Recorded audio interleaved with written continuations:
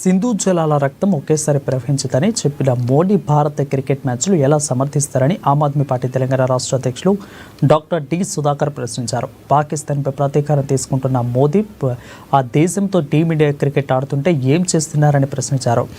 ఇక బార్లింగపల్లిలోని సుందర విజ్ఞాన కేంద్రం ముందు ఆమ్ ఆద్మీ పార్టీ తెలంగాణ ఆధ్వర్యంలో భారత్ పాకిస్తాన్ క్రికెట్ మ్యాచ్లను రద్దు చేయాలని డిమాండ్ చేస్తూ ప్రదర్శన నిర్వహించారు.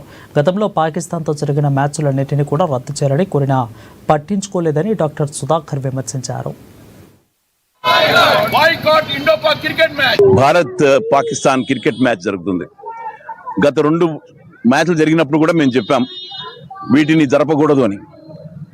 140 కోట్ల ఉన్న జనాభా 14 కోట్ల జనాభా మీద ఆడి ఏం సాధించడానికని, ఇది ఎవరి ప్రయోజనం కోసమని. ఆనాడు సింధు జలాలు రక్తం ఒకేసారి ప్రవహించమని చెప్పిన ఆయన ఈరోజు క్రికెట్ మ్యాచ్ అలాగే సింధూరం మరి ఎలా జరుగుతుంది, రక్తం ఎలా ప్రవహిస్తుందని అడుగుతున్నాం. మేము క్రికెట్ మ్యాచ్ తోటి ఏం చెప్పాలనుకుంటున్నారు?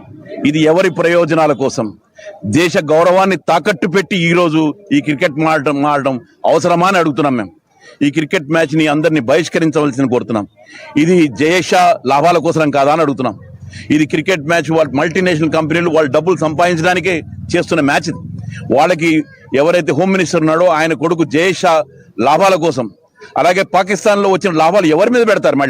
మళ్ళీ టెర్రరిజం మీద పెట్టరాని అడుగుతున్నాం. ఈ రోజు ఇంతవరకు కూడా వాళ్ళ ముష్కరుల్ని పట్టుకున్నామని చంపామని చెప్తున్నా కానీ నిజంగా ఎంతమందిని పట్టుకున్నారో తెలియదు.